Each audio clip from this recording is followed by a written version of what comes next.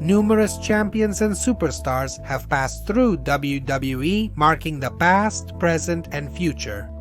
However, the time has come to make a definitive summary of the best superstar of each year, from the old days to the present. Since there's a lot of video ahead, that's why I'm going to stop talking quickly now. And today, I will present to you the best wrestler of each year in WWE history, from 1963 to 2025. There's no doubt that from 1963 to 1970, Bruno Sammartino led what was then called the World Wrestling Federation in 1963. Buddy Rogers would lose the title to Bruno Sammartino, who for 7 years would be the top champion of the World Wrestling Federation.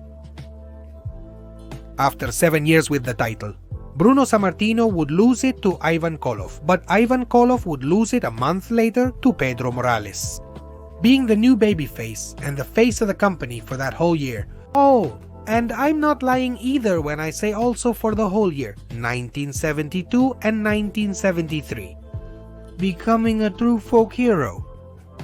Coming from Culebra, Puerto Rico, Pedro Morales managed to earn an important place in World Wrestling Federation and knew how to carry the company on his back, having incredible title defenses against Mr. Fuji and Larry Hennig. But in 1974, after taking a long vacation following his 7-year reign, Bruno Sammartino would return to lead the company. But this time he would come back to get revenge. Everyone thought that in 1976 they had nothing left to offer. But he managed to have important matches and rivalries that remained engraved in the minds of thousands of fans, as well as in the mind of Vince McMahon, father who greatly admired Bruno's talent. That's why he trusted him so much. Would superstar Billy Graham reach the top like Bruno Sammartino? And he promised that this would be his year, April 30th, 1977. Billy Graham would take the title from Bruno Sammartino himself, and with that, his era would begin. Until then, no villain had ever held a title as seriously as Billy Graham. Vince McMahon Sr. decided to take the risk and make him the top champion of the company. Billy Graham's title reign would end with the incredible Bob Backlund, who would carry the company forward throughout that year. He earned his place in the main events of major cards within the World Wrestling Federation circuit. And although many criticized that he wasn't as charismatic as the previous champions, Bob Backlund's impressive wrestling skills were enough to confirm his phenomenon. So much so that in 1979 he would continue leading the company that dominated the sports entertainment industry. In 1980, Vince McMahon would buy the company from his father. However, he was looking for a different way to run wrestling, but still, he decided to keep trusting this man with everything. 1980 and 1981 as the best wrestler. In 1982, a new generation of wrestlers was beginning. And that's how Bob Backlund managed to stay #1 against them. He also committed himself to World Wrestling Federation to stay in shape and to put on a good show for the audience and viewers. He held the world title throughout the entire year of 1982 and during the year 1983. His success remained undiminished. The Minnesota native kept increasing his great pace in the ring and dazzling more and more fans. His rivals at that time were Big John Studd, Tony Atlas, among others. At the end of 1983, he would lose his title to Iron Sheik, and that would be enough to lose his spot as #1 in the company and to say goodbye to him in this top because a new figure was approaching. Since the year 1984, Hulk Hogan would start to lift World Wrestling Federation in an impressive way, reaching levels never seen before and never even imagined. Because of this, World Wrestling Federation Hulkamania would be created. They wanted to boost Hogan as a true red and yellow superhero who could quickly capture the attention of children and young people everywhere. In 1985, Hogan was just beginning his big rise. He was the most important wrestler at WrestleMania. He and Mr. T introduced the whole world to the connection between World Wrestling Federation and entertainment. 1986 would confirm what the Hulkster was willing to do. Roddy Piper, Terry Funk, and Jesse the Body Ventura were among his most notable rivals that year.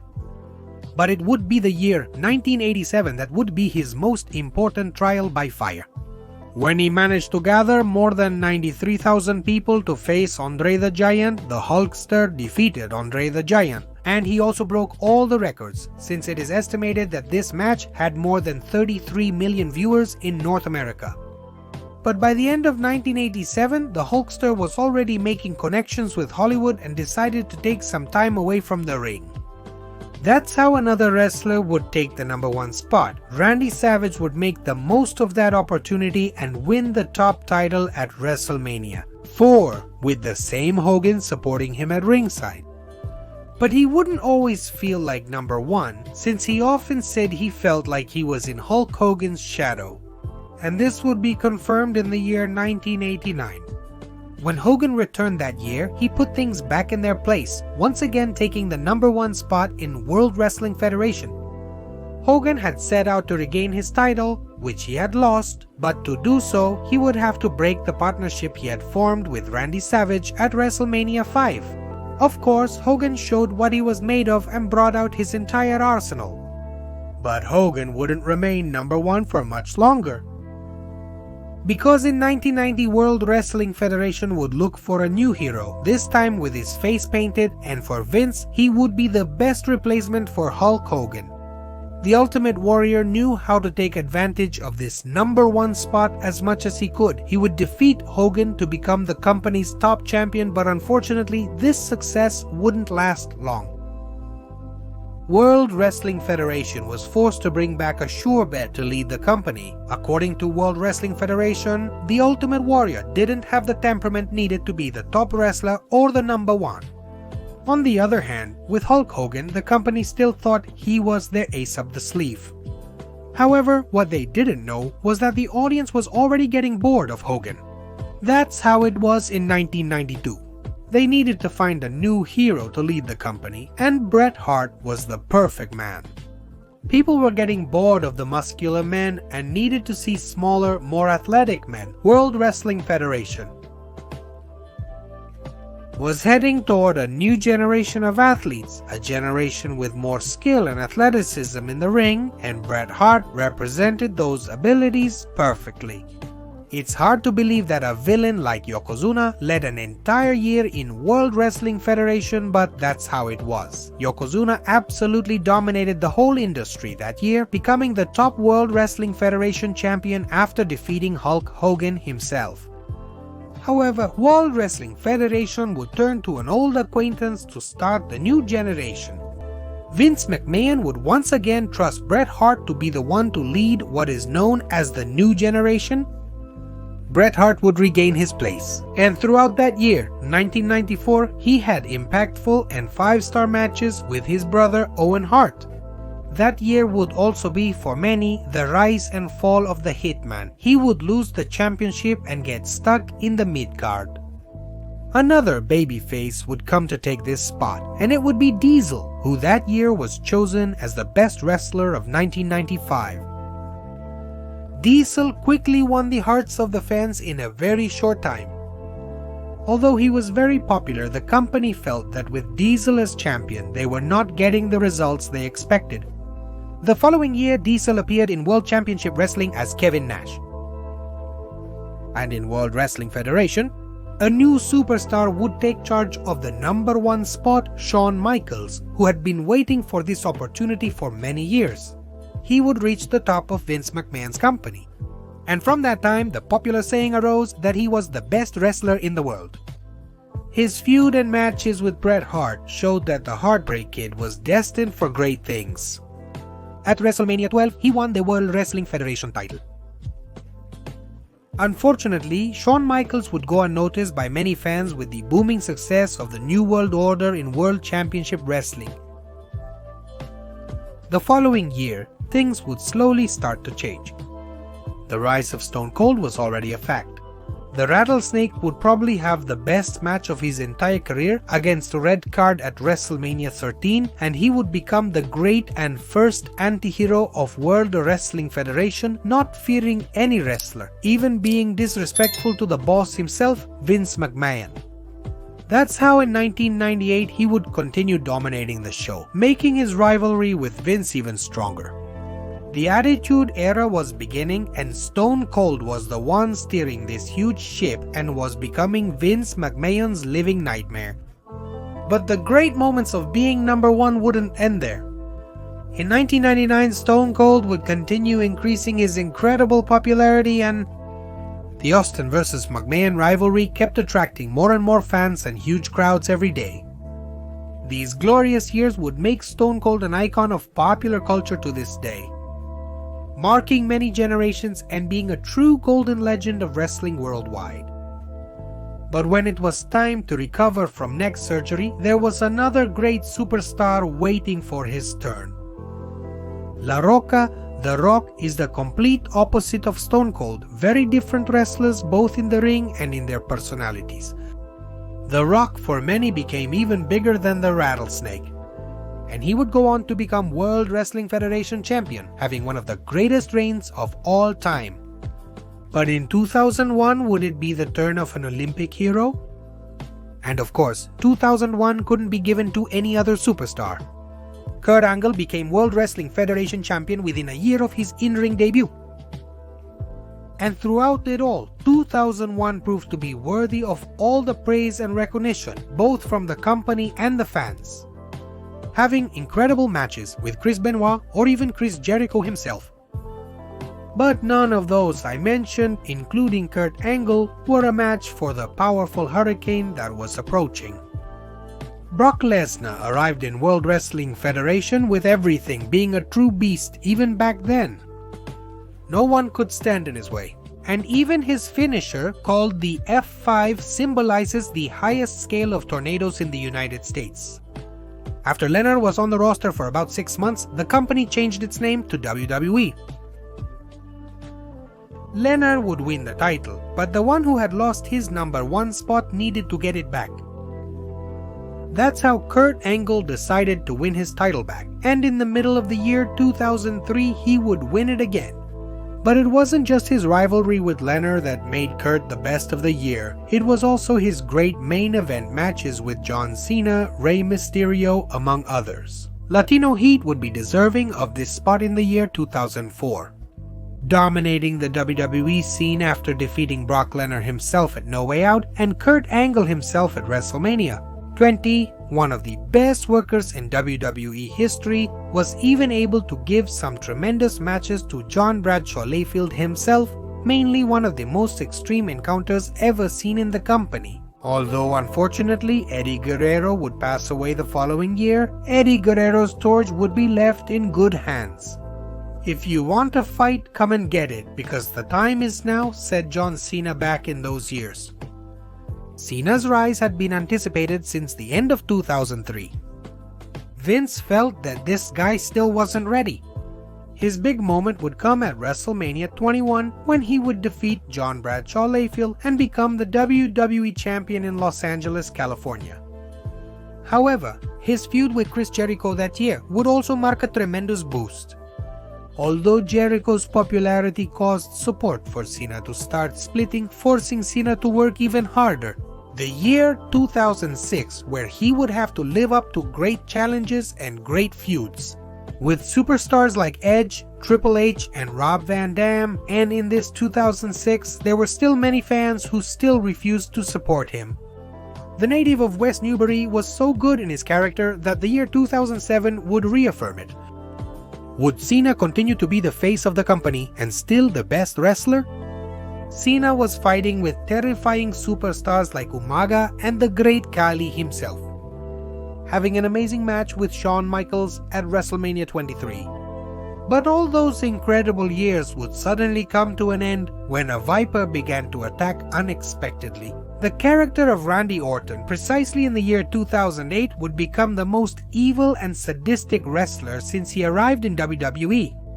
But the praise was increasingly for Orton, since he would not only win the WWE title, but he also headlined great matches with wrestlers like Triple H, Jeff Hardy, and Batista. 2009 would be the year of Triple H, one of the best wrestlers in history. Even though he reached the top of the company many times, it was never enough for him to be credited as the best of the year. 2009 would be his turn, and he was finally able to call himself number one. He would headline WrestleMania's main event. 25 against Randy Orton, he would defeat him and retain his title. Together with Shawn Michaels, they would put the legacy led by Randy Orton in their place many times. In 2010, would a hero from the past come to set things right? That's how John Cena would return to the top of WWE, proving with incredible matches why he could still be number one. Cena would spend much of that year trying to defeat the Nexus, and although the group didn't last long, Cena had great matches at events against this faction. However, just like what happened with Hogan, people were getting bored of Cena. That's why they needed a new star to lead WWE. And that was CM Punk, who, besides proving that he was the voice of the voiceless, also managed to bring back thousands of fans around the world who were no longer following WWE because of its lack of storylines. That's how he also dominated the year 2012, where Punk's momentum kept growing more and more. Having an incredible title run for 434 days, neither John Cena nor Ryback nor Chris Jericho could stop him. Everyone fell before the champion. But all of this would last until 2013, when that year Daniel Bryan would rise to a stratospheric level, with undeniable popularity rarely seen in WWE. And the truth is, a movement of people this big had never been seen before, merging into such intense pressure to make sure their favorite wrestler appeared in a main event. Despite struggling throughout the year, 2014 ultimately granted him the position he had desired. He would be in charge of headlining major main events in WWE, although he achieved complete success at WrestleMania 30. WWE didn't like Bryan's prototype at all to be champion. But in the end, they had to give in and made Bryan defeat Triple H on the same night, separately, and Batista and Randy Orton together to reach the top in Vince's company. In 2015, Daniel Bryan would be forced to temporarily retire from wrestling, and another wrestler would reach glory. There's no doubt that 2015 is Seth Rollins' year, although it could have been for any member of the Shield. But the crowd made sure to put the architect in the top spot of the company. He had an absolutely shocking moment when he walked out with the WWE title at WrestleMania 31. Unfortunately, an injury would put him on hold before he could continue. The following year would be reserved for Alan Jones Styles, who had worked for companies like Total, Nonstop Action, and New Japan Pro Wrestling. For many years, he hadn't set foot in WWE, and it was something both he and the fans felt was long overdue. Vince McMahon would be so impressed with the Phenomenal One that he would give him the company's top title. Shortly after arriving, Alan Jones Styles would prove that he belongs at the top levels of WWE, but the torch would be passed to a man who, in those years, wasn't so well liked by the crowd. We're talking about Roman Reigns, where in 2017 he would practically be pushed in a very dictatorial way by WWE. That's something the fans didn't really like, honestly. Even though Roman Reigns was improving more and more, the fans didn't want to see another Hogan or Cena for years and years, and especially not in a forced way. However, in 2017, Roman Reigns would have great matches against Samoa Joe, Braun Strowman, and Brock Lesnar. When WWE saw that they couldn't control the boos for Roman Reigns, they decided to put his push on hold for a while. In 2018, they returned to the familiar man. Could keep leading WWE toward a better path? Alan Jones Styles would return to the top of the company and had an incredible 12 months, even forming the club with Luke Gallows and Carl Anderson. So, with them by his side, Alan Jones Styles set out to elevate the mid-card after becoming United States champion. He had an incredible character development that year, facing wrestlers like Ricochet, Cedric Alexander, and Humberto Carrillo. The year 2019 would be crazy, and the women's revolution would start to make itself felt with small details. Becky Lynch would take the spot as the best of the year, without a doubt, since the middle of 2018. The rise and popularity of Becky started to explode undeniably, with her merchandise becoming the best-selling in the entire company, surpassing even wrestlers like Roman Reigns, Alan Jones Styles, and Seth Rollins.